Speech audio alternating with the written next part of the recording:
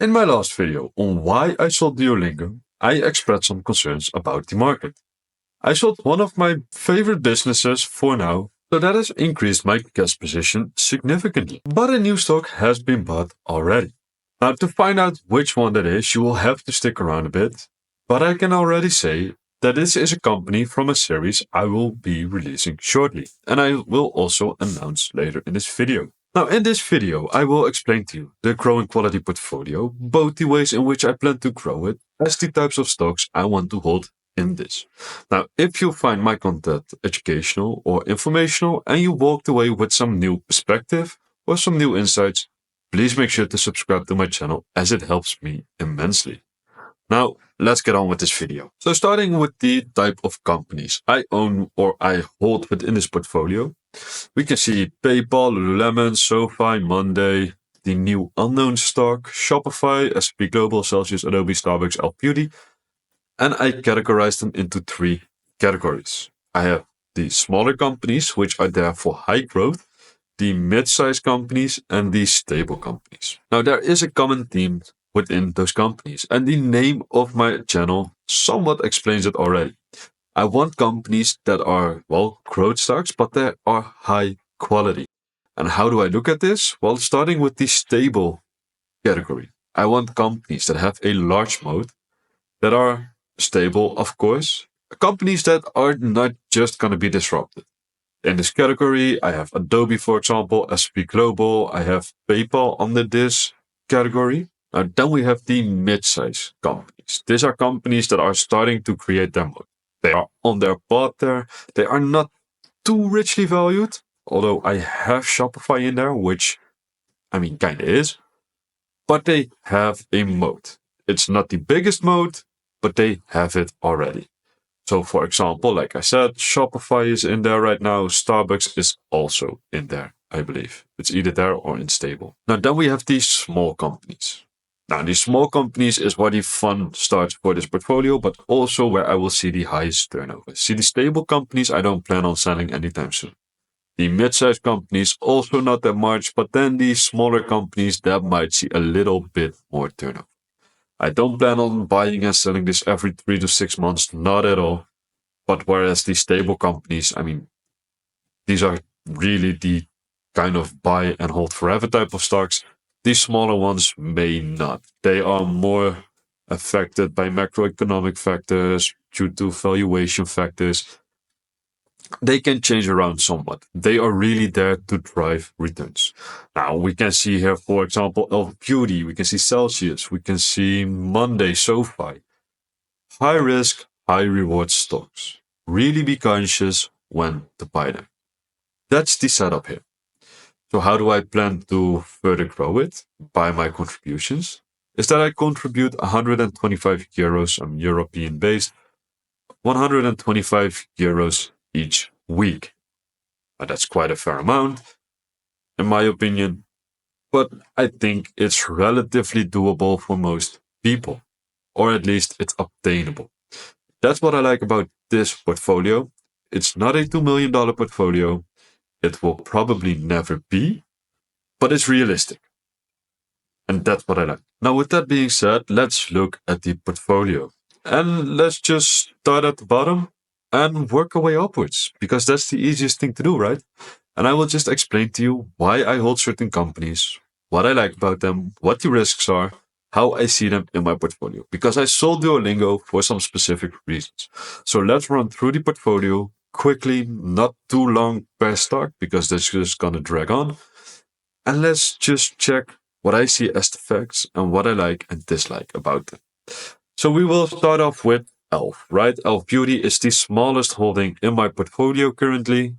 It has a weighting of 1.73%. So it's not big. It's a tiny starter position. And when we look at Elf Beauty, they of course make their beauty products. They have seen extreme growth, and that shines through when we look at a 5-year chart of this company. This is massive growth, right? Especially after 2022, midway 2022, we saw this stock taking off. But recently, since this part right here, we have seen this stock coming down quite a bit. So what happened? Basically, what happened was that growth started to slow down for Elf Beauty. I have made a video about this. I also explained this in my most recent video on them why I bought this stock. There are a bunch of red flags regarding this company, but I do like their growth. So for now, this is a 2% holding, 1.5 to 2% holding. But I might add to it slightly, carefully, because, well, I think this company might be slightly bottoming out.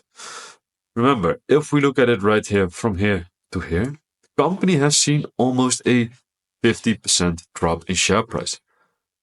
That is very significant. Now, if we look at the metrics, we see a next 12-month PE ratio. So for the coming 4 quarters, the expected EPS, right, the expected multiple, is at 31.7. Now, this is historically low. And that's good because growth is also low compared to the last few quarters. So we see that growth slowdown, and there are other parts that I don't like. Now, there are some other parts that I don't like, such as the balance sheet, for example, the buybacks that they initiated, and once again, that revenue slowdown. Now, once again, if this company manages to grow at 30 to 50% for the coming few quarters, then a 31 forward PE is not that high. It absolutely is not. But they have to be responsible with these buybacks. So I think I will add slightly to Elf Beauty, maybe make it to a 4 to 5% holding, just like I did with Celsius. And from there, I will monitor it because I don't want to make this a core position and then have a quarter in which they completely destroy the balance sheet and then get dumped on by 15% in this holding. That's not what I want. That's the last thing. I want to slightly protect my downside as much as possible with this holding. So that means we go on to Starbucks. Now, Starbucks right here, it's about a 2.8% holding within my portfolio. I took some gains from it already because, well, like I explained, I think the company pulled forward some of the growth in this. Now, let's just look at the stock, right? Now, if we look at Starbucks, we can see that bump right here. Now, my timing was, call it perfect, call it luck. I bought it a day before the announcement of the new CEO. I bought it on Monday, and on Tuesday they explained that they had a new CEO coming in. They were kicking out the last one, and they brought in Brian Nickel. Now, Brian Nickel seems to really understand this business, or at least the core of this business, the core of the brand. He seems to know that the moat this business has is around the brand value. It's centered to that brand value are the baristas. I mean, they are the ones that are in contact with the customers. He wants to bring back these sitting areas. He wants to make a clear distinction between takeout and stay in, right? This is the messaging we are receiving from him. And that is what I really like. Now, like I said, Starbucks falls under the stable category. I don't see any issues with this company. I see it improving. Therefore, no more selling. It stays in. Small, but it stays in. If it happens to dip due to macroeconomics, or maybe not even macroeconomics, but just uncertainty in the markets without any deterioration of the macroeconomy, it's going to be added to, and I want to increase this position slightly. It stays small, but I will increase back to it. Now, then we have Adobe, right? And Adobe is a bit of a funny story. Now, it's about a 4.1% holding currently, and I have already taken some gains from it. But I bought back. Now, let's just look at the stock. Because if we look at Adobe, I bought this stock at this point earlier this year. Now, why did I buy it? That was quite simple. It looked as if people thought that OpenAI or any other of the new AI plays was gonna disrupt Adobe. And I just didn't agree. I think Adobe has a very strong moat. People don't really seem to be going anywhere because they have such a large suite of products. People are so hooked into it. I just don't see people leaving. Now, of course, the days of large growth for Adobe are pretty much gone, right? I don't really think that they will have massive growth in front of them. We can also see that in the growth rates, we have 10%, 11%, 11%. And in terms of EPS, which is outgrowing their revenues slightly, we see 13.7, 12.4, 13 or 14.3 expect. So all in all, that's not massive growth, right? But it's one of the stable companies. That's what I like it for. Now, what else do we have? The next 12-month PE ratio is quite low, actually. It's relatively low. Now, there is some uncertainty around this business, but in my opinion, it's not justified. Now, if we zoom in to a, 3-month chart, we can see that right here on September 12th, right before the earnings, the stock was trading at a close of $586. After that, it dropped all the way down to just above $500. This was because guidance was lacking slightly. It was a little bit on the low side. And this is what investors feared, that the AI suite of products that Adobe is launching may not see the traction that it is expected to have. But then again, the company doesn't need it, right? It is quite perfect as it was, and they are just doing the AI to stay in it. Now, something else that I like about the AI plays that Adobe is doing is that they get direct revenues from it. They can really point towards that is the returns that we see from AI. This revenue is generated strictly due to AI because they have packages in which they add AI to it, and which then increases the price, of course. So, as an AI play, Adobe is really good for it. We have other companies that have AI or claim to have AI, but I mean, they have capex for AI, but they can't really justify where they get revenues from it. Adobe can, and that's a strong plus point for me. Okay, so then next up we got S&P Global. S&P Global 4.85% holding, also small, stable. So let's look at it. And this is a rather quick one because in my opinion S&P Global is nothing that special. At least it is really special for a business type, but it's nothing much to say about it. Now, if we look at the macroeconomy, there are a few factors at play here because we might be heading to a recession and maybe we don't. But either way, S&P Global gets the most amount of revenues from the intelligence side of the business. Now, this is the Capital IQ product. And the Capital IQ product is kind of like the Bloomberg terminal. It is market intelligence. And if we get a recession or not, it doesn't really matter all that much. People will still use it. It's used by financial institutions mostly. And they will need this. So their largest revenue source is not really going anywhere, in my opinion. Now, the biggest income source, that's the debt rating. That's the highest margins. Now, if we get a recession, this might suffer initially, but then when we seem to get out of the recession, companies will start to do investments, right? They will need to do investments and they will need to take on debt. Now, there are two scenarios here. Either the Fed lowers rate cuts immensely if we get a recession, or they don't. Now, if they don't, doesn't matter all that much. Companies still need to do that investment. If they do lower rate cuts significantly, say they bring them back to basically zero again, companies will do way more investment than they already would have. Now, both is incredibly good for S&P Global. So, what happens if we don't get a recession? Well, we may get a soft landing. Interest rates are being lowered right now. So, that means that investment is stimulated as well, right? So, basically, the biggest revenue source or the biggest income source, that kind of cannot go wrong here. Because with the increasing of interest rates, investments were kind of put off. That was slowed down.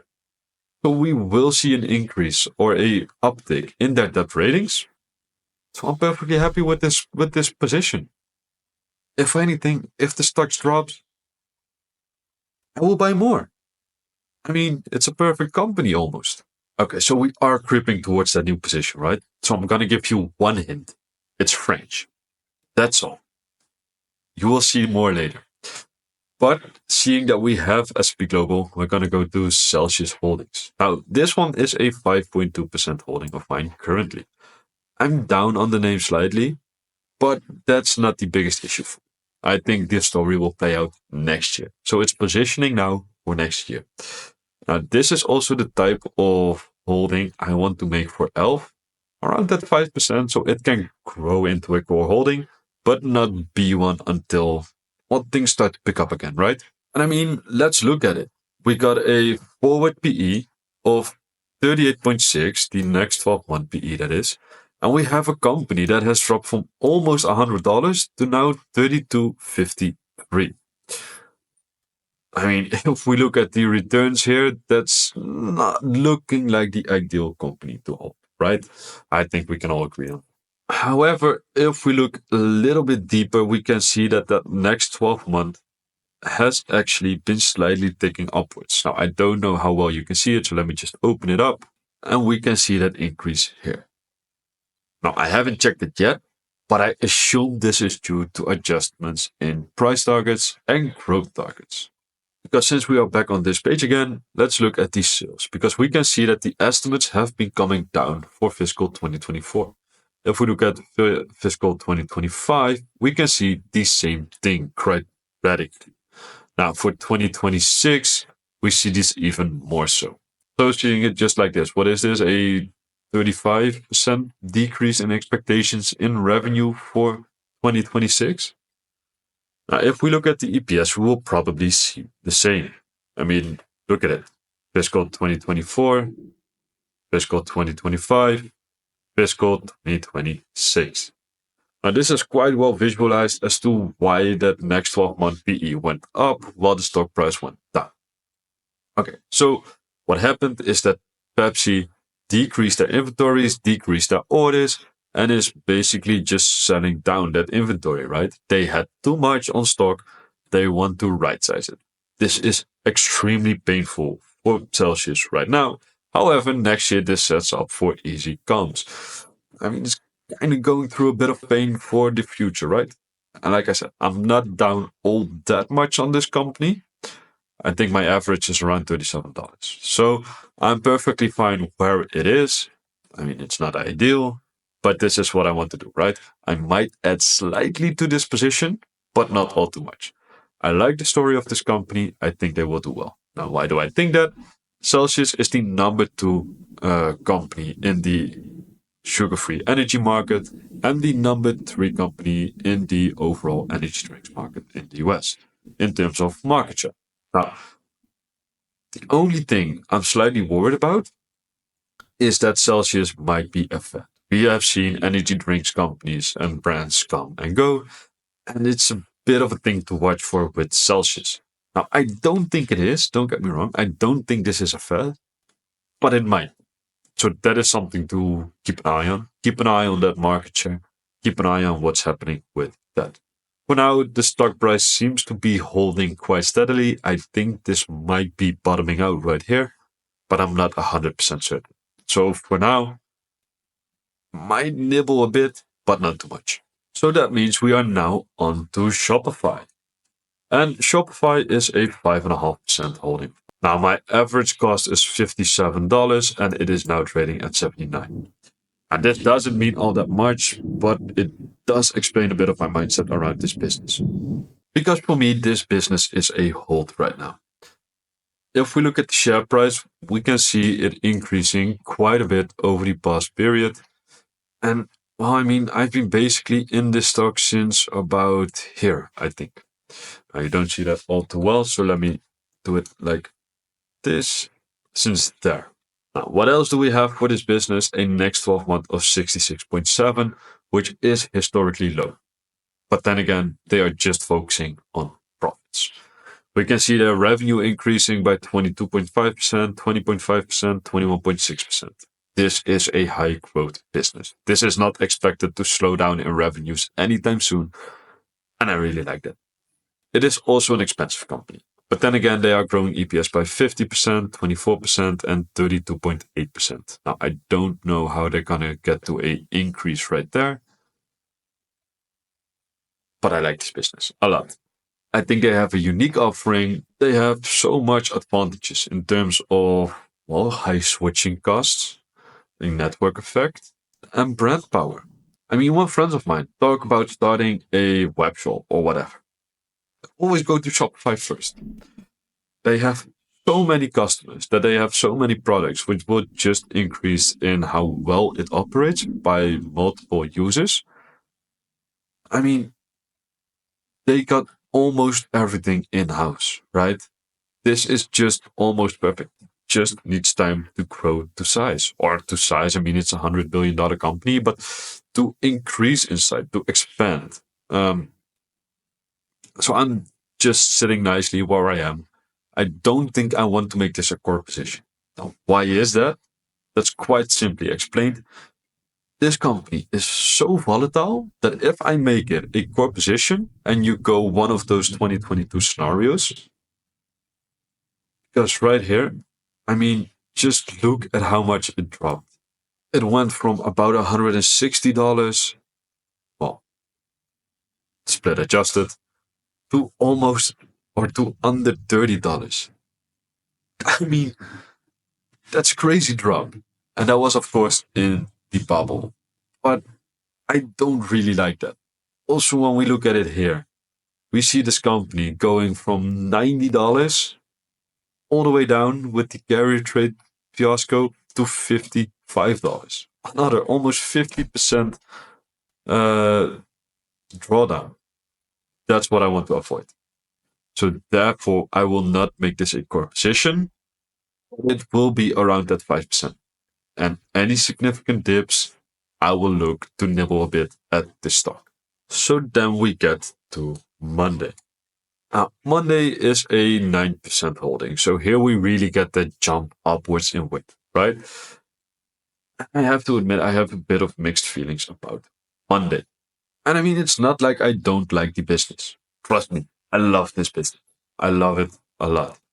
However, we are trading at a 95 forward PE, which I think is a bit much with the markets and how we are looking and with my doubts about the macro environment.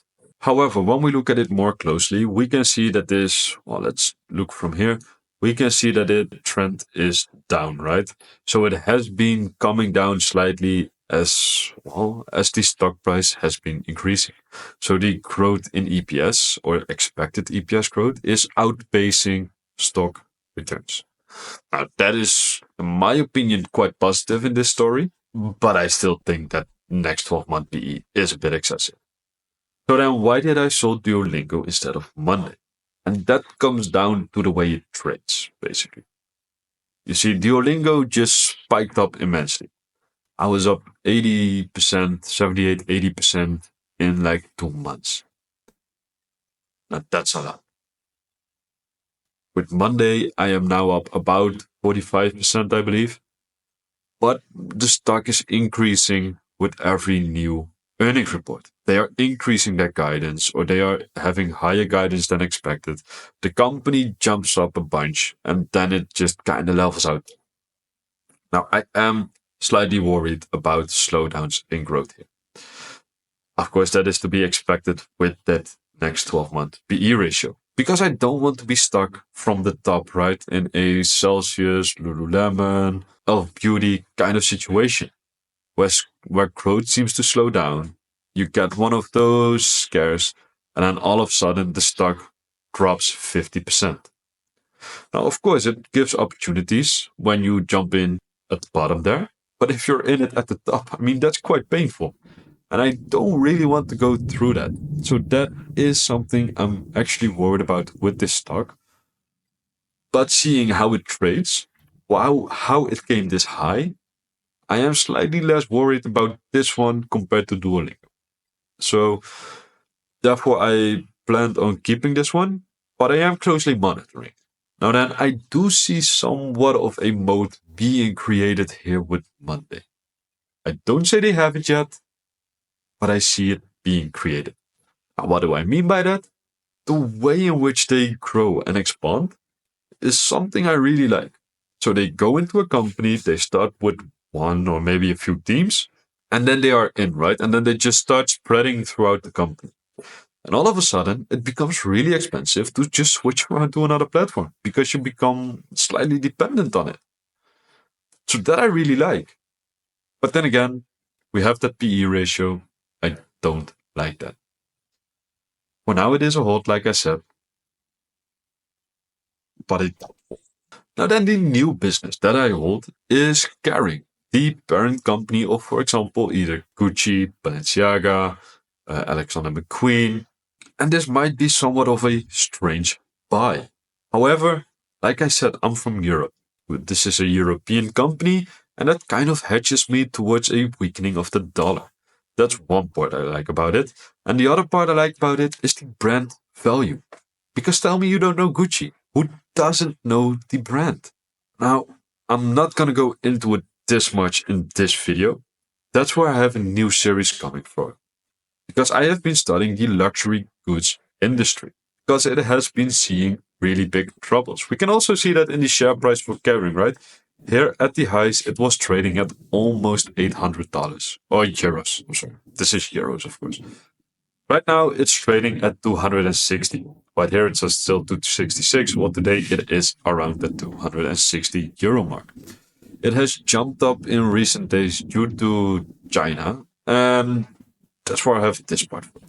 Now, this is also why I kind of jumped into it, right? Because, like the Kobeissi letter says, the Chinese stock market today, and this was Friday, the Chinese stocks are up 6% and 18% in the last 5 days. The Beijing 50 index posted record 50% intraday jump and a record 1 trillion Chinese yuan traded in 30 minutes. Now, brokerages open 24/7 to accommodate retail traders, and the Commerce Ministry says it will improve policy effectiveness. Now, Chinese brokerages are crashing due to high traffic. So what has caused this? Basically, China came out with a report giving major stimulus. They are cutting reserve requirements by 0.5% for banks. They cut the reverse repo rate by 0.2%, once again, stimulating investment by banks. They are lowering mortgage rates. They are injecting $142 billion into banks, and they are implementing forceful rate cuts. Now, the Kobeissi letter says, is this really a long-term solution? Well, maybe not. But if we look at this way, this also was in the same thread, that this came with widespread deflation as prices actually declined over the last 5 quarters. So this sounds strange, right? How are prices in China declining while the rest of the world deals with rapid inflation? Well, China's deflation struggle emphasizes just how bad things are. The Chinese government or the Chinese economy is really a dumpster fire right now. It's not good. So why would I invest in a company that is really heavily focused on China, right? China is their biggest business. Well, that's quite simple. In the US, we say that the bottom of a recession is marked by a flip in Fed policy, right? A flip in their stance. So whenever they, in COVID, just dropped the interest rates to zero, or when they started stimulating a bunch. Now, we also say that it's the message that matters. Not so much the action, but the message they are sending. And I think China sent a pretty clear message here. Now, the same people that say this about the US are now saying the action isn't strong enough. So all of a sudden, it's not about the message, but it is about the action, while in the US, it's about the message, but not the action. Right? That's a bit backwards. So I think it's about the message here. And although we may not see a perfect bottom here, I do think this might indicate that things will get better. That's what I like. And like I said, I'm not going to jump into the review of Kering right now. I will do so when I release that series about the luxury markets or the luxury goods industry. And then I will make a very expanded video about Kering, but that's not for today. What we are going to look into right now, however, or today, is SoFi slightly. 10.8% holding, so it is quite large. However, for me, SoFi represented somewhat of a great opportunity when it was trading down towards the mid to low $6 range. I added to it slightly higher, but if we look at the year-to-date chart, we can see that I added most of it right here. I'm a bit cross on what people think about SoFi and how it trades. However, in my opinion, SoFi has some real competitive advantage against the larger competition. See, if you look at a JP Morgan or a Bank of America, they have a bunch, and I mean a whole lot of physical offices where you can go to. And this has its advantages, of course, when you look at a customer service way of thinking, but they also contribute a lot to the costs of the business.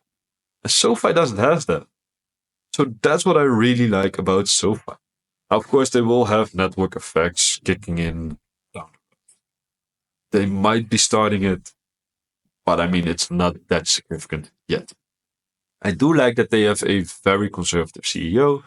He is really careful about the macro, not to try and expand too rapidly, push too much on the accelerator, because, well, if things break, you better be safe, especially in the financial sector. Now, with that being said, it is about a hold, but it is also looking about the macro. Because if the macro starts deteriorating, you might not want to hold on to a small financial stock. Might be not the best position. If we get a soft landing, lower interest rates, then this one might be very interesting. So for now, I like where I'm sitting. I like my average. I like all of it, and I'm gonna just watch. It's a hold. I'm not planning on adding to it whatsoever in the near foreseeable future. So then we get to Lululemon, a almost 17% holding, and I can explain this quite well together with PayPal. I can explain it, and I will do so when I get to PayPal. Because a 17% holding in and of itself might sound a bit much, right? And I agree with you, but once again, I will explain why it is when I get to PayPal. For Lululemon, we see a massive sell-off in their share price. However, they announced a plan to improve their business. They know what issues they are facing, and therefore I like this position. Now, for me, Lululemon falls in that middle category, right? They have a moat. I think they're almost synonymous with athleisure. They are the biggest one out there for this specific sector, in my opinion. However, they have been lacking newness. They have been lacking color, prints, new fabrics, or maybe not so much new fabrics, but a lot of prints and colors. And size. Size is also a big one they were missing. Now, competitors are really trying to get close to Lululemon. They are practically opening stores next to them. So whenever Lululemon does not have their coloring, size, whatever up to par, they will go to their competition. They will go to Lululemon first, in my opinion, but if they fail to deliver as expected, they go to the competition. So it's really up to Lululemon at this point to show that they know what's wrong, which they presented as knowing, and to improve from there. Now, I think they can. I think the sell off is overdone. And I think this company is historically trading really, really cheap. I can show this in the next 12-month PE because we are now at a 19.5. However, I believe the historical average is around a 30 to 32 forward PE. So as you can see, historically low. And I think they can improve.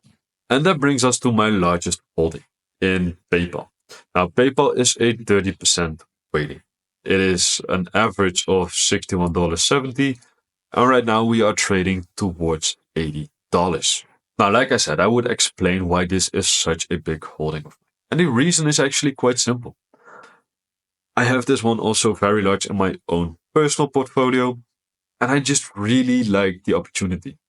I thought that the new management could really make this one stick. And as I was buying it, this company was trading at a 12 forward PE. Now, that's like no growth whatsoever priced in. And I thought that was wrong. And I thought the company or the management could turn this business around. And they are doing so. We can see that in the numbers. They are really turning it around and they are really improving it big time. Now, as I explained at the beginning of this video, I am doing €125 in contributions each week.